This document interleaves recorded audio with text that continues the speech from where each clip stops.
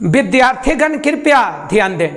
आज के क्लास में अर्थात आज के सीरीज में आप लोगों को ध्यान देना होगा ऑब्जेक्टिव कंसेप्ट के बारे में।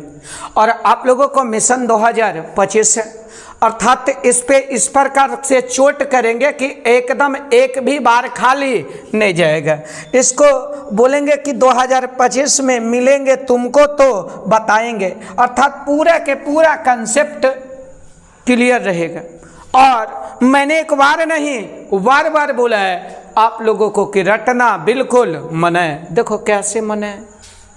इससे पहले कि हम कुछ टॉपिक को क्या करें स्टार्ट करें, उससे पहले आप लोगों को स्टार्ट क्या करना है थोड़ा गौर कीजिएगा। आप लोग शुरू कीजिए और हम लोग भी मिलकर शुरू करेंगे फिजिक्स का कंसेप्ट। अगर आप ध्यान दे रहे हैं तो थोड़ा सा आप लोग कमेंट बॉक्स में एक जवाब पहले दे दीजिए। वो जवाब क्या देना है बताइए। तो 3 गो बात है। विद्युत आवेश, बोलो विद्युत आवेश का SI मात्रक क्या होता है, ये बात आप लोग कमेंट बॉक्स में बताइए ताकि हम समझ सकें कि आप लोग पीछे के सीरीज पर भी थोड़ा थोड़ा ध्यान दे रहे हैं। बताइएगा तो अच्छा और नहीं बताइएगा तो और अच्छा। देखते हैं आगे। जैसा कि आप लोगों को लिखा हुआ दिखाई दे रहा है सीरीज संख्या 14 अलेल तेरीटे। अब बोलिएगा सर ये सीरीज 14 है, इसका मतलब होगा ना बाबू कि हम 13 सीरीज को कंप्लीट कर चुके हैं। अब बोलिएगा कि सर जी कहना क्या चाहते हैं। देखिए हम यही कहना चाहते हैं कि जब भी किसी क्वेश्चन को बनाइए तो एक बात हमेशा ध्यान दीजिए ऑब्जेक्टिव का केस में या सब्जेक्टिव का केस में कि क्वेश्चन पढ़ने के बाद इस प्रकार माइंड में कंसेप्ट लाना है कि आप लोगों को ऑप्शन देखने की जरूरत न हो।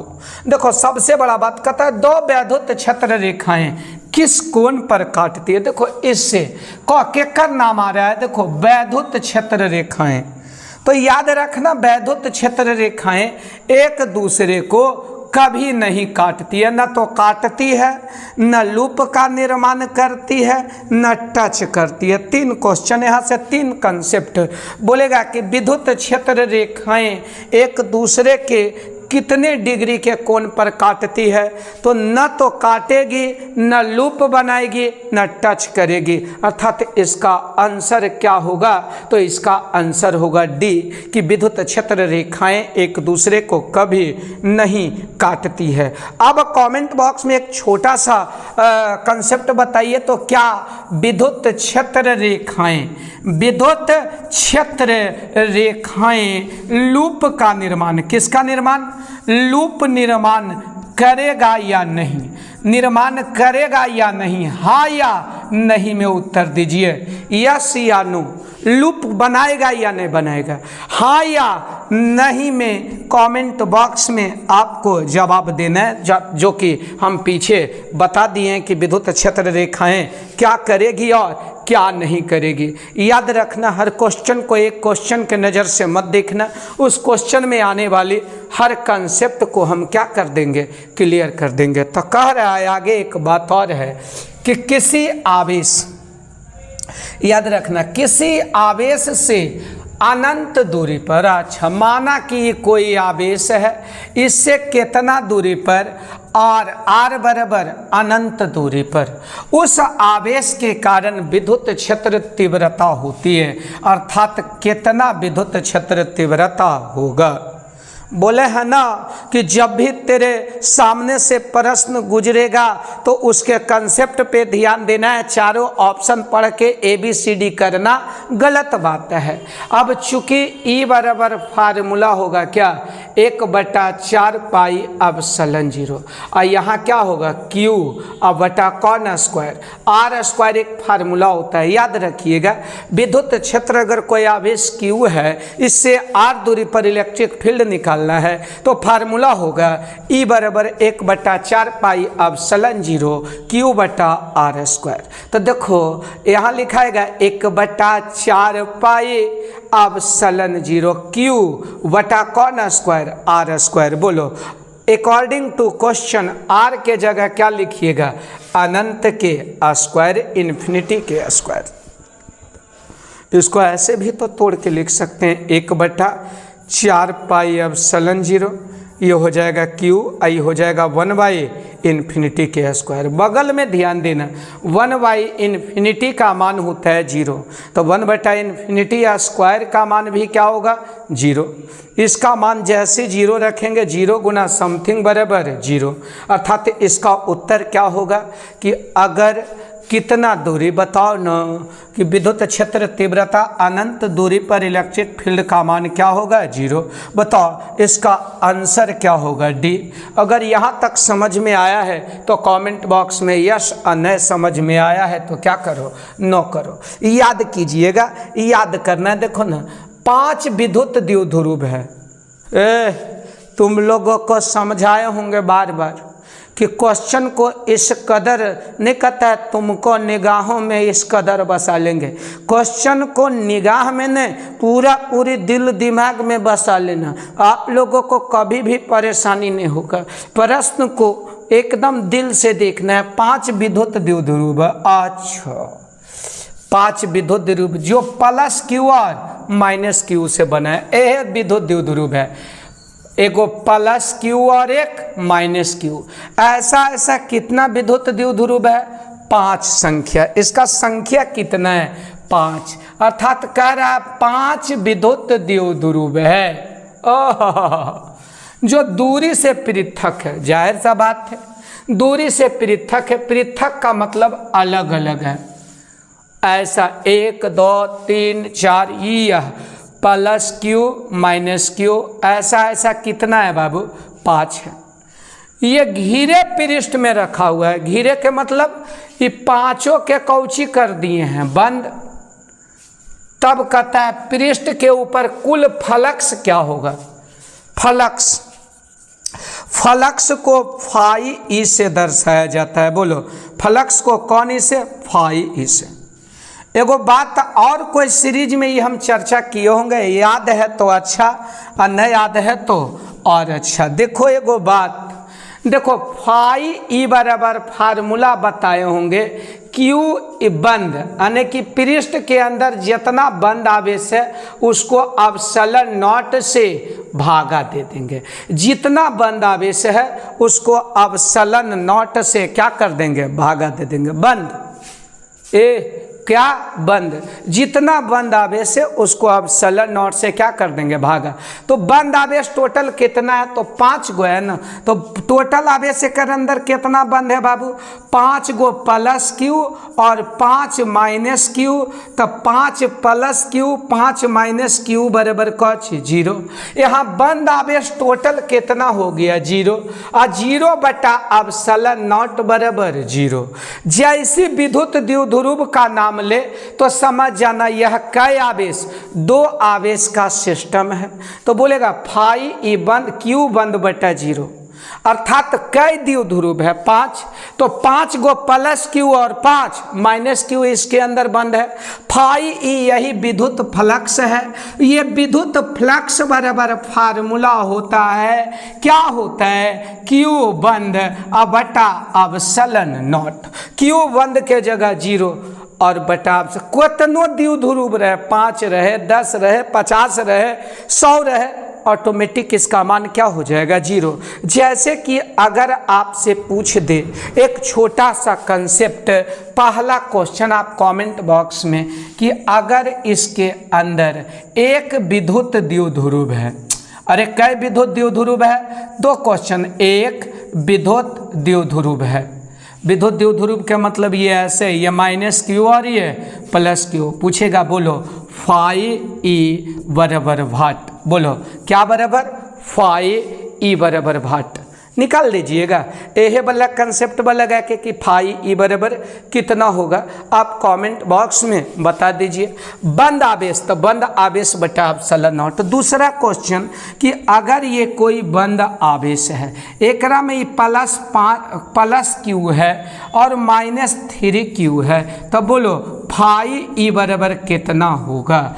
आप विद्युत फ्लक्स इसको 1 नंबर और इसको 2 नंबर करके कमेंट बॉक्स में टपाटप इसका जवाब दीजिए। अगर आप दे दीजिएगा तो समझेंगे कि आप एक्टिव मोड में हैं, वरना समझ जाएंगे कि आप फ्लाइट मोड में हैं। अब चौथा देखिए राजा, हमें आशा ही नहीं बल्कि पूर्ण विश्वास है कि आप लोगों को समझ में आ रहा होगा। अगर नहीं समझ में आया होगा तो मुझे माफ करना।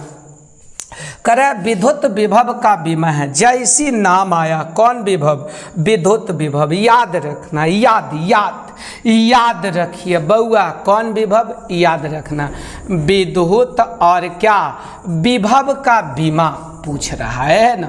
तो जैसी बीमा के बात आए ना तो उसके बारे आप लोग थोड़ा सा फार्मूला सोच लीजिएगा, बोलिएगा सोचेंगे तुम्हें प्यार करें कि नहीं। किससे प्यार करना है? विद्युत विभव को। अब विद्युत विभव को याद करेंगे, विद्युत विभव बराबर होता है कार्य बटा आवेश। कहीं कहीं कार्य बटा आवेश। फिर से ध्यान दो, विद्युत विभव बराबर फार्मूला क्या होता है? कार्य बटा आवेश। एकरा बोलेंगे बगल वाले जान मारे। विद्युत विभव बराबर कार्य बटा आवेश होता है। कार्य का बीमा और आवेश के बीमा को हम सेट कर देंगे तो मुद्दा सही हो जाएगा। देखो, कार्य का बीमा याद रखिएगा, इसको बोलिएगा कि तुमको ना भूल पाएंगे। कार्य का बीमा होता है ml² t पर पावर -2। इसको बोलना है कि तुमको ना भूल पाएंगे। और आवेश का बीमा होता है TA। याद रखिएगा क्या होता है? TA। फिर से ध्यान दो, आवेश का बीमा क्या होता है? TA। बोलो, आवेश का बीमा क्या होता है? TA। और कार्य का बीमा क्या होता है? ml² t पर पावर -2। और आवेश का बीमा क्या होता है? आवेश का, बोलो, आवेश का बीमा होता है TA। घबराए की कोई ज़रूरत नहीं है। कार्य का बीमा होता है ml² t पर पावर -2 और आवेश का बीमा होता है TA। याद रखिएगा, ज़्यादा पुराना मॉडल वाला किताब देखेगा ना बउआ तो ओरा में ए के जगह आई भी लिखल रहेगा। ए या आई, ए या आई ये विद्युत धारा को दर्शाता है। ध्यान देना, किसको? विद्युत धारा। इसलिए जब भी आप लोग कभी क्वेश्चन बनाइएगा ना तो कहीं पे ए और कहीं पे आई दिखा। ज़्यादा पुरान का जे अंकल उंकल वाला एक किताब रखल रहेगा ना, ओकरा में हो सकता है आई लिखल रहे। तो ये मत समझना कि मास्टरवा ना एक खाली बताया है, आई के मतलब किसी और को नहीं समझ जाना, नहीं तो काम गड़बड़ा जाएगा। यहाँ क्या समझना है? आई का मतलब समझ में आ रहा है ना। तो देखो, कार्य का बीमा क्या रखेगा? ml² t पर पावर -2। अच्छा, आवेश का बीमा क्या रखेगा? तो देखो, कुछ नहीं, TA। अब कुछ नहीं बोलेगा, नून रोटी खाएंगे जिंदगी ऊपर बिताएंगे। ये किसका बीमा है? कार्य का, ml² t पर पावर -2। और आवेश का बीमा क्या है? TA, t पर पावर 1 और a पर पावर 1। यहाँ से क्या लिखाएगा? ml² t पर पावर -2 और इधर लिखाएगा t पर पावर -1, a पर पावर -1। एक काम करना है, t कई जगह लिखल है? 2 जगह, a जो है और a हूँ। तो जो एक से अधिक जगह पर मौजूद रहता है ना उसे बेवफा कहते हैं, और बेवफा पर थोड़ा ज़्यादा ध्यान देना पड़ता है। तो देखो, तो TA जो है और TA जो है तो क्या लिखाएगा? t पर पावर -2। एक और हो जाएगा t पर पावर -1। गुना में पावर जुटता है, यहाँ लिखा जाएगा t पर पावर -3। अब बोलिएगा सर इतना जरूरी है? इतना जरूरी नहीं है, कंसेप्ट मिलेगा। आ गया ml² t पर पावर -3 a पर पावर -1। बोलेगा ए मास्टर साहेब ए एरा में है, ये नहीं। हम कहेंगे बनेगा बकलोल। क्या बोले? ए या आई? तो बोलो, ए के जगह आई, ml² t पर पावर -3 a पर पावर -2। तो ए के जगह t पर पावर -3 a पर पावर -। देखिए ना, इसी मिल रहा है। ए के जगह केवल क्या है? आई, अर्थात इसका आंसर होगा C। अब इसको घबराई के कोई ज़रूरत नहीं है, एकदम आराम से ध्यान देना। हम आप लोगों को बताएं, किसी क्वेश्चन को इस कदर देखना है ना कि चारों ऑप्शन देखे के जरूरत ना पड़े। अगर चारों को देखना पड़ रहा है तो हम बार बार बोले कि तोर कंसेप्ट में गड़बड़ी है। किसी विद्युत द्विध्रुव को देखो, आराम से देखना, विद्युत द्विध्रुव जैसी बोला तो बोलेगा जानू विद्युत द्विध्रुव ऐसा होता है बउआ रे, ये माइनस क्यू अरे plus Q, this is called विद्युत द्विध्रुव। अब बोलेंगे कोई दिक्कत नहीं है सर, हम समझ गए हैं कि विद्युत द्विध्रुव को नाम आया है तो दो आवेश, एक माइनस क्यू और एक प्लस क्यू को एक समरूप विद्युत क्षेत्र में रखा गया। हो समरूप विद्युत क्षेत्र का बात आया तो उसको पैरेलल लाइन से दर्शाया जाता है। अब तुमको कोई ऑब्जेक्टिव में पूछ देगा कि समरूप विद्युत क्षेत्र को किस प्रकार से दर्शाया जाता है, तो जवाब दीजिएगा पैरेलल लाइन से। कौन लाइन से? अब एकरे में कहेंगे किसको? डाइपोल को। आहा, इसको बोलेंगे उठा ले जाऊंगा, किसको? डाइपोल को। ये हमने बोल रहे हैं क्वेश्चन में कि विद्युत द्विध्रुव को विद्युत क्षेत्र में रखा गया है। अरे किस में रखा गया है? विद्युत क्षेत्र में रखा गया है। इसका मतलब कि इसको विद्युत क्षेत्र में ले आया। ओ, इसको बोलेंगे क्या? चला जय मत जो हमरा गम नहीं हो तो कहाँ एक दूसरा रंग से थोड़ा रंग देंगे ना तो आसान होगा, घबराओ नहीं। अब तू समझ रहा होगा। इसको यहाँ पर ला के रख ले, कैसू ला के रख दिली, रखा गेलो। क्या बोले? इकाई आवेश दो, एगो प्लस क्यू और एक माइनस क्यू ला के रख दिए। अब अल्लाह भी खुश, मोहल्ला भी कुछ। अब ला के तो रखवा दिया, इसका मतलब ये क्वेश्चन यहाँ तक पहुँचा कि रखा गया तो उस पर परिणामी विद्युत बल क्या होगा? हो परिणामी विद्युत बल। तो दो आवेश है तो इस पर दो बल लगेगा।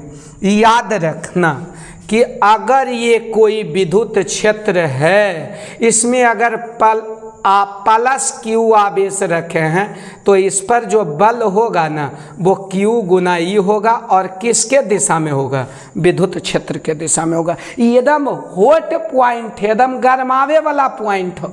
अगर ये विद्युत क्षेत्र है और ई है और एकरा में माइनस क्यू रखें तो इस पर जो बल लगेगा ना वो F बराबर ये भी Q इंटू ई लगेगा। अर्थात कितना? लेकिन विद्युत क्षेत्र के कौन दिशा में? विपरीत दिशा में।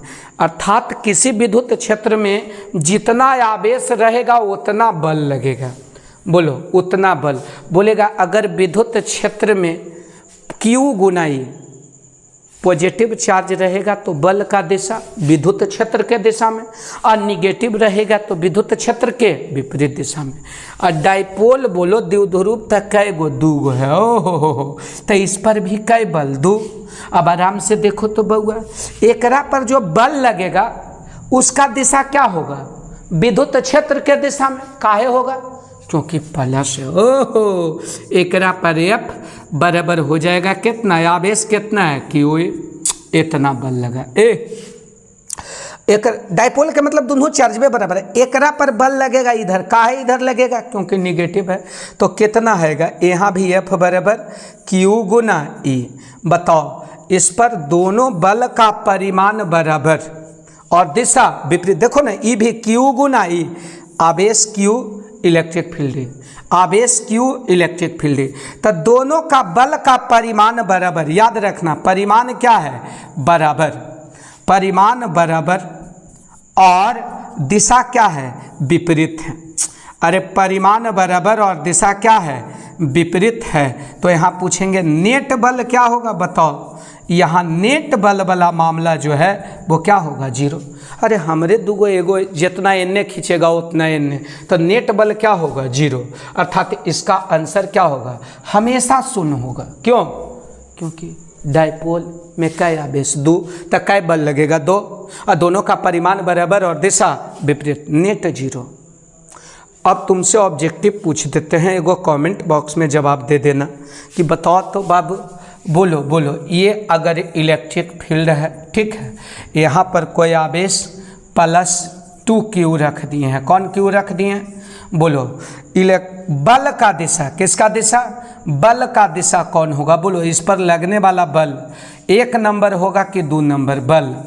बल का दिशा जो है बोलो बल किधर लगेगा, बोलो पहला लगेगा कि दूसरा। ये कमेंट बॉक्स में जवाब दे दीजिएगा। आप लोगों को बताए हैं कि दिशा डिपेंड करेगा कि पॉजिटिव है कि निगेटिव, तो उसके अनुसार बताइए।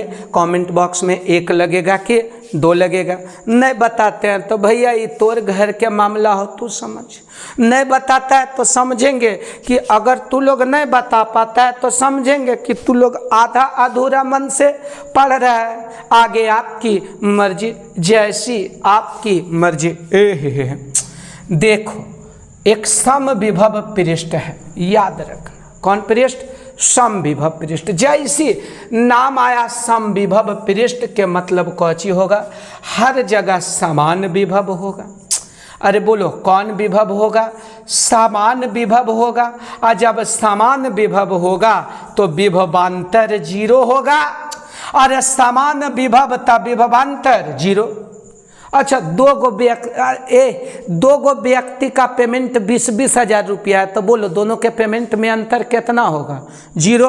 तो सम विभव तो समान विभव तब विभवांतर 0। जैसी सम विभव आया तो दिमाग में इतना बात आना चाहिए। नहीं आ रहा तो समझो ABCD करेला तू है। तल पर एक बिंदु से दूसरे बिंदु तक लाने ले जाने पर आवेश आवेश क्षेत्र द्वारा किया गया कार्य। ओहो, कह रहा ये कोई समविभव पृष्ठ है। यहाँ पर किसी आवेश को एक बिंदु से दूसरे बिंदु तक लाने में कितना कार्य करना पड़ेगा? कार्य बराबर भट्ट। बउआ एगो बात, कार्य बराबर फार्मूला होता है। उससे पहले तू एगो बात सीख ल हमर कि एक फार्मूला होता है क्या बराबर? विभवांतर बराबर क्या बराबर? विभवांतर बराबर कार्य बटा आवेश। ध्यान दो, विभवांतर बराबर फार्मूला याद रखना, कार्य बटा आवेश। इसको बोल देना, तुमको ना बोल पाएंगे। बोलो विभवांतर बराबर कार्य बटा आवेश। निकालना कौची है? कार्य क्या होगा? तो देखो तो तिरछौकी गुना। यहाँ क्या लिखा जाएगा? कार्य बराबर क्या बराबर? कार्य बराबर लिखा जाएगा विभवांतर। अरे क्या लिखा जाएगा?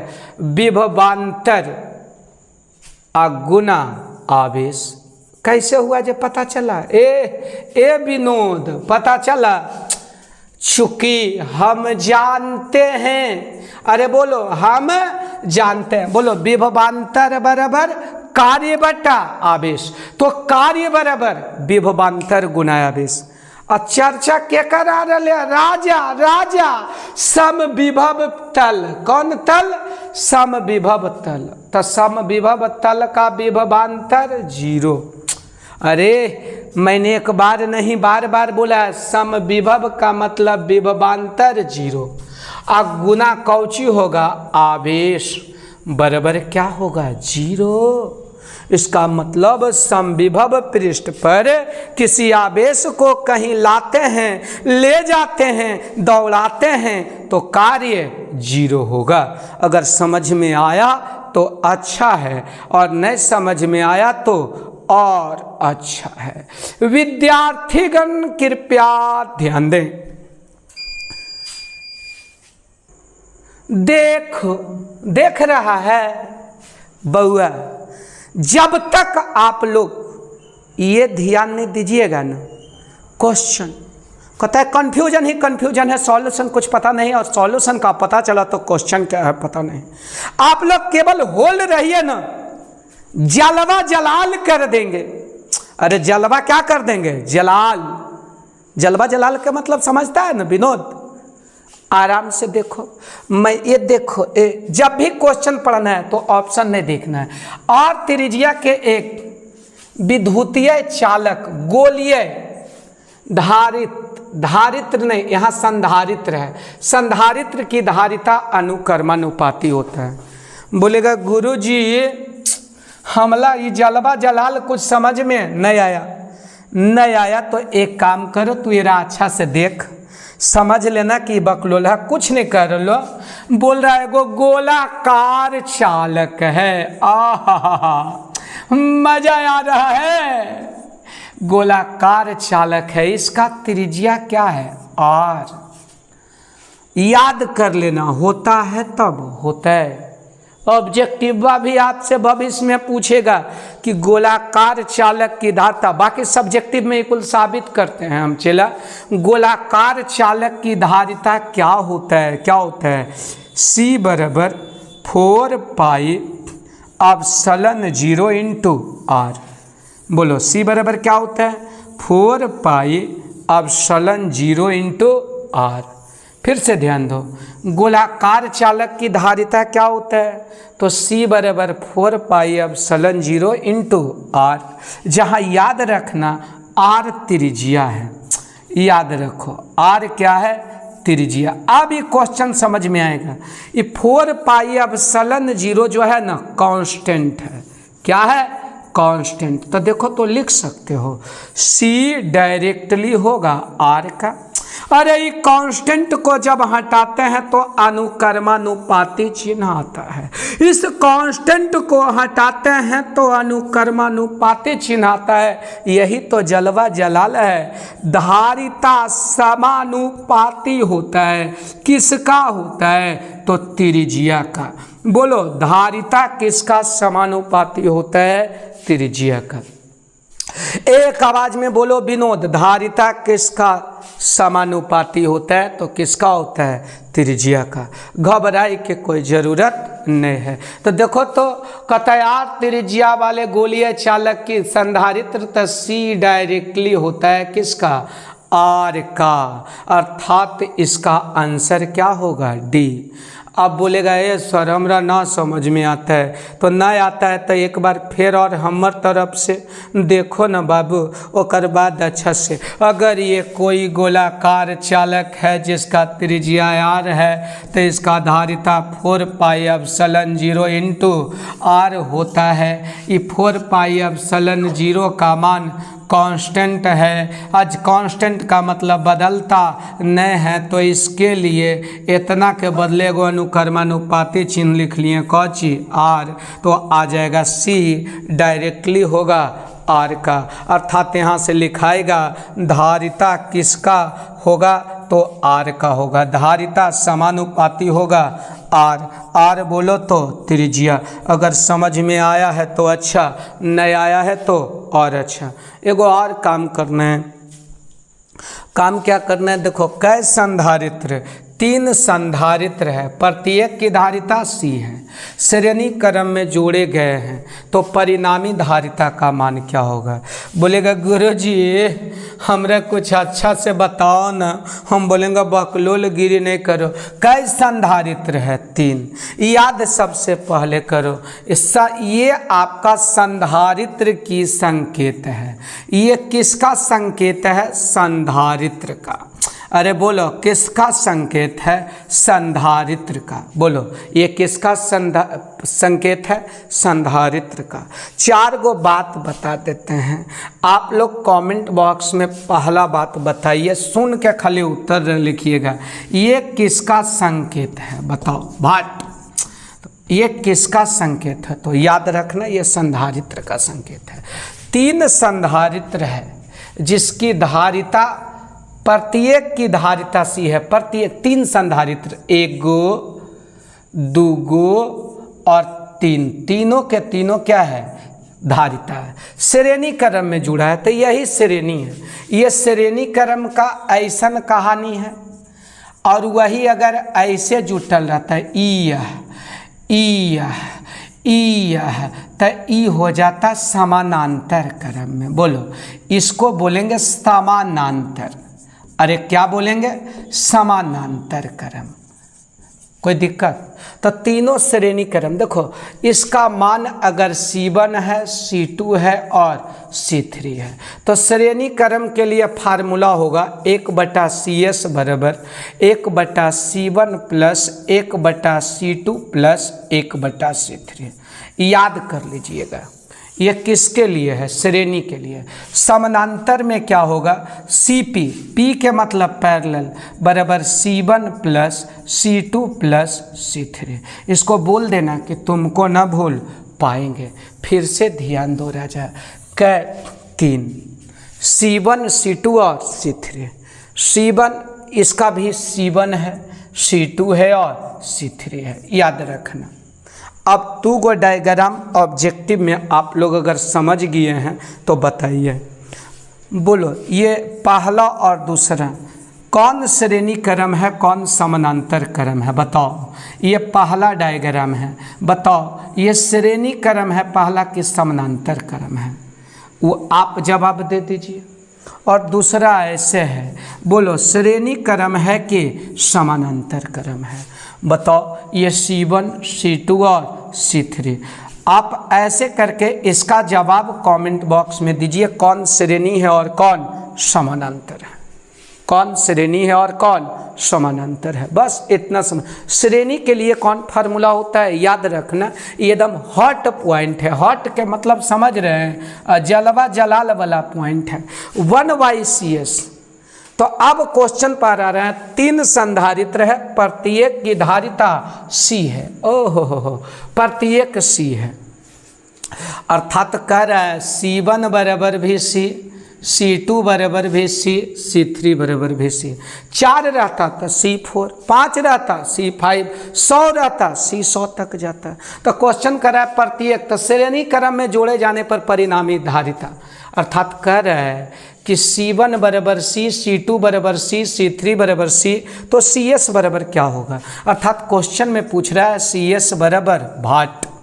अच्छा एक काम, 1/CS बराबर 1/C1 के जगह क्या रखिएगा बताइए तो? C1 के जगह क्या रखिएगा? C। अच्छा C2 के जगह भी C, C3 के जगह भी C। भिन्न के जोड़ आता है, यहाँ C LCM ले लेंगे। अरे लेंगे कि नहीं लेंगे? जब यहाँ C LCM ले लेगा तो क्या आएगा? 1 + 1 + 1, ये क्या आ गया? 3/C। तो 1/CS बराबर 3/C। तिरछा तिरछी गुना 3CS, कैसी CS? 3CS तिरछा, अरे मुँह झौसा, येरा से गुना हुआ ना, 3CS बराबर आ गया कितना? C।